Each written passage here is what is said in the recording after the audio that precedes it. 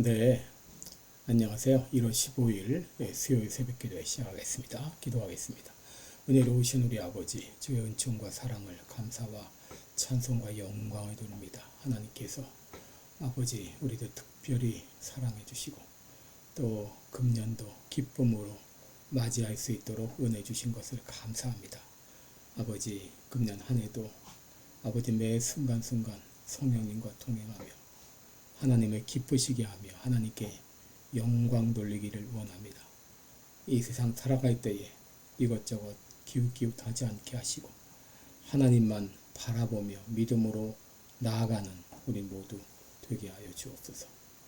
아버지, 세계 만방에서 복음을 전하는 우리 모든 선교사님들 오늘도 능력의 장중에 붙잡아 주시며 마지막 그 순간까지 이 귀한 사역 잘 감당할 수 있도록 은혜 베풀어 주옵소서.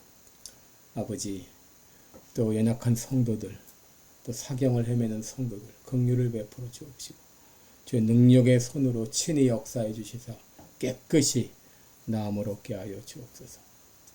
아버지여, 또 한국의 사정이 심히 위중한 가운데 있사온데 주님이여 모든 악의 세력들을 친히 주님이 해결하여 주시고 나라가 바른 나라, 정상적인 나라가 될 수 있도록 인도하여 주옵소서. 오늘 한날도 주님 앞에 의탁하며 예수님의 이름으로 기도드리옵나이다. 아멘. 네, 찬송가 384장입니다. 나이가 있기 다가도록 384장, 예전 찬송가 434장입니다.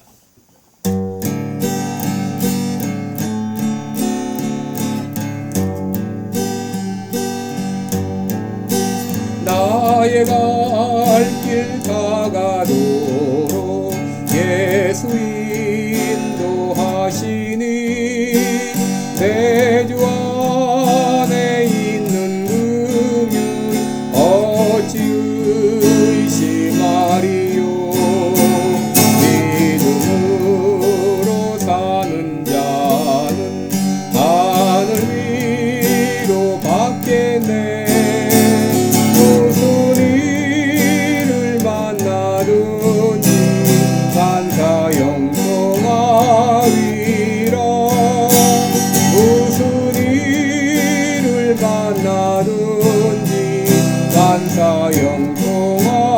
영통하리라. 나의 갈 길 다가도록 예수 인도하시니 어려운 일 당한 때도 족한 은혜 주시네. 나는 시비보다 영원 매우 바라나 나의 앞에 반석에서 샘물 나게 하시네. 나의 앞에 반석에서 샘물 나게 하시네. 나의 갈 길 다가도 예수 인도하시니 그의 사랑 어찌 큰지 말로 알 수 없도다.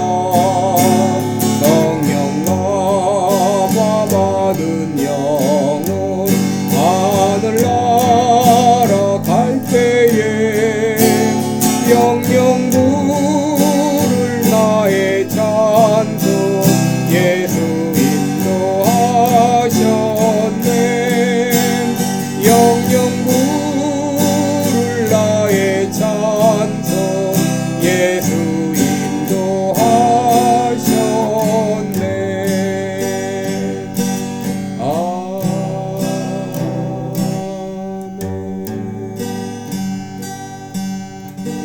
아멘. 네, 우리 오늘은 창세기 17장 12절부터 14절까지 보겠습니다.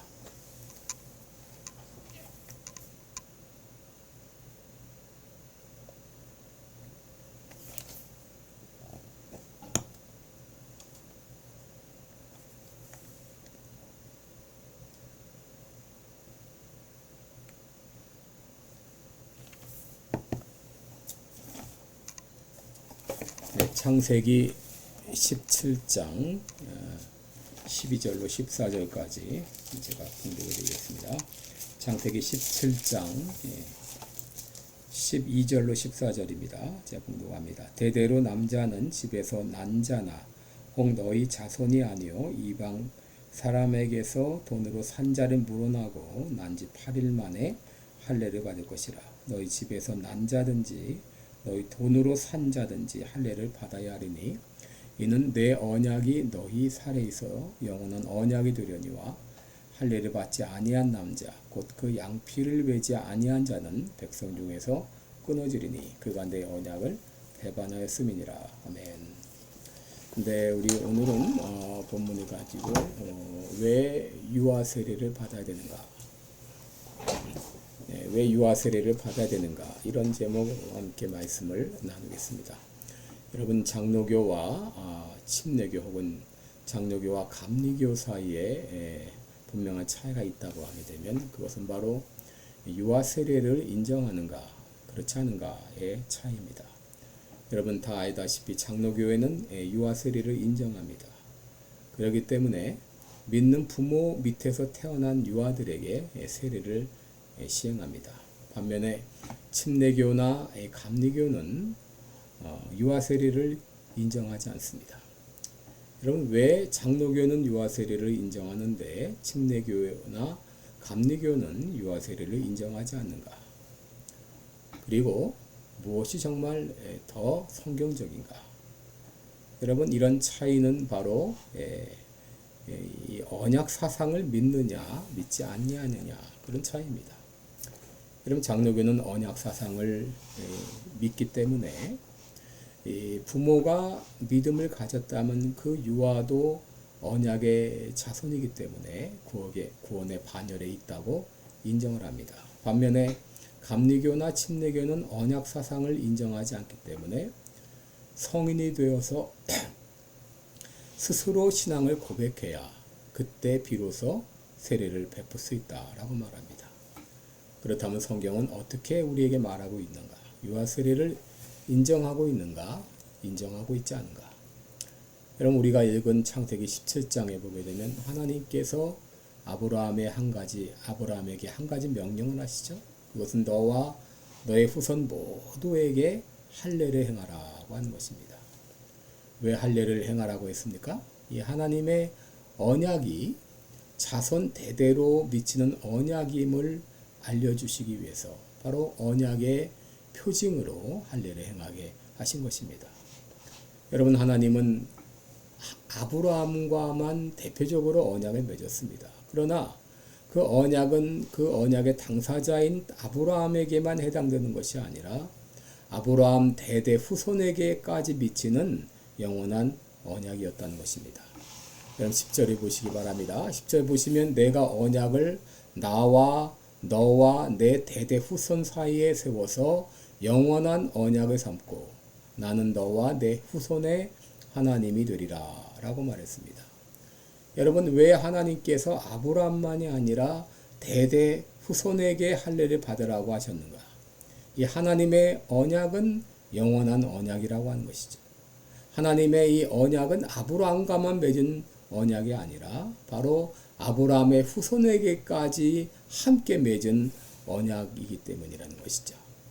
특별히 남자만 할례를 받게 한 것은 남자만 언약 백성이다 그런 의미가 아니라 남자가 가정을 대표해서 할례를 받은 것입니다.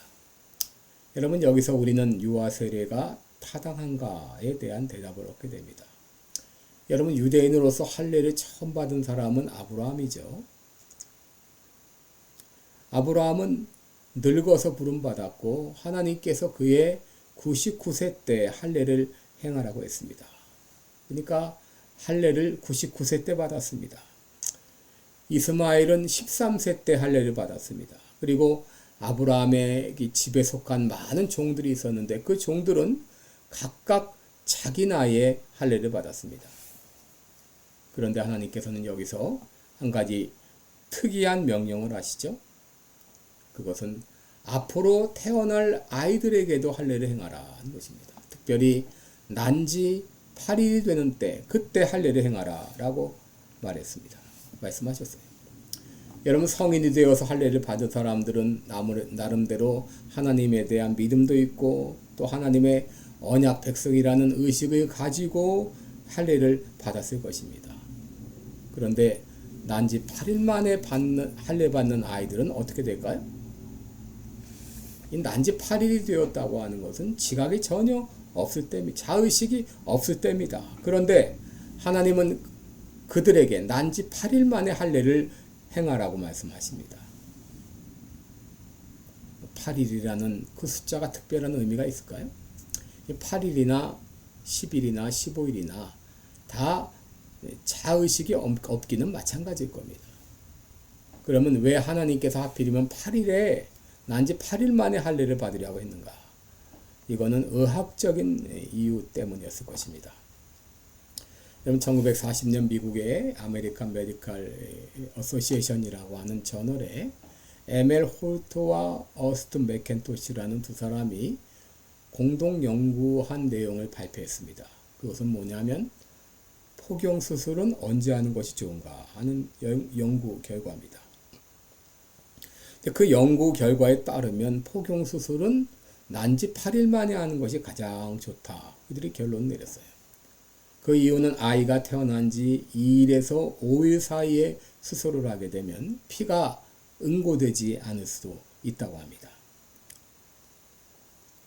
피가 응고되기 위해서는 비타민 K와 프로트롬빈이라는 이 두 가지 요소가 필요한데, 비타민 K는 난지 5일에서 7일 사이에 가장 많이 생기고, 프로트롬빈은 인간의 몸속에 100%가 있어야 되는데 7일이 지나고 8일째가 될 때 100%가 넘어서 110%가 된다고 합니다.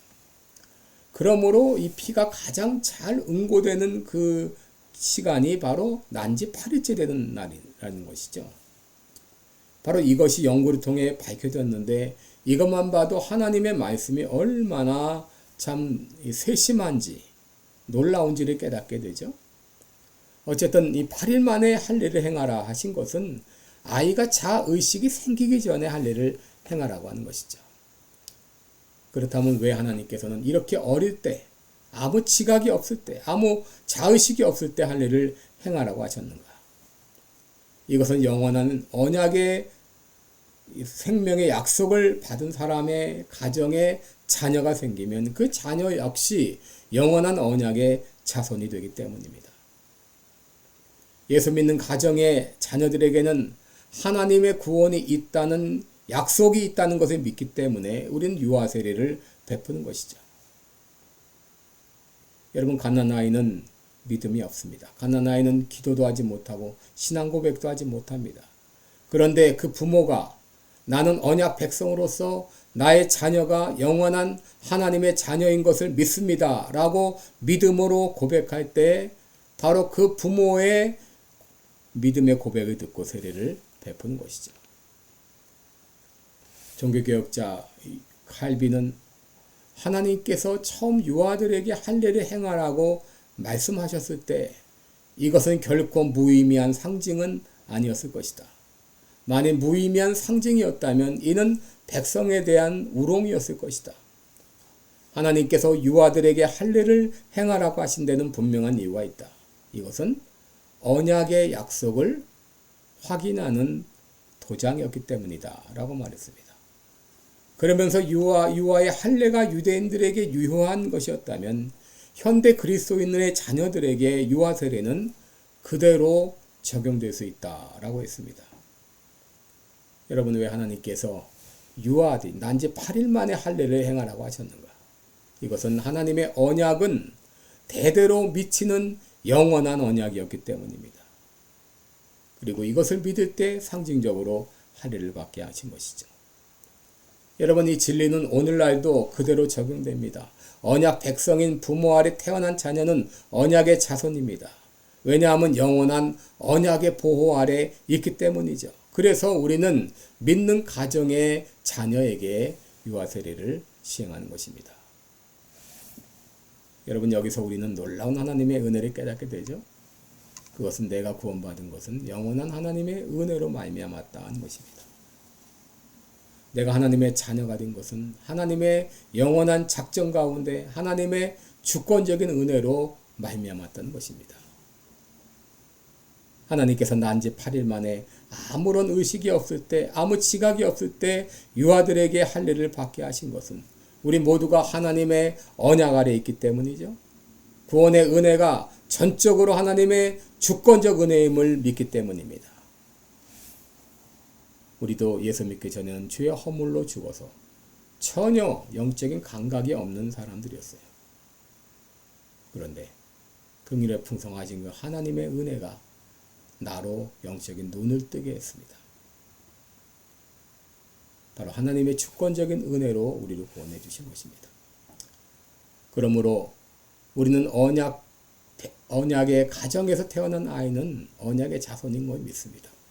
그리고 모든 구원은 하나님의 주권적인 섭리 가운데 있다는 걸 믿습니다. 그러기에 우리들은 유아들에게 세례를 베푸는 것입니다. 기도하겠습니다. 은혜로우신 우리 하나님 아버지, 우리를 언약 백성으로 태어나게 하신 것 감사합니다.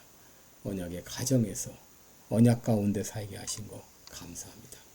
하나님 아버지, 이제 늘 우리들은 하나님의 그 언약 아래 있다는 것을 기억하며 믿음으로 살아가는 우리들 되게 하여 주옵소서.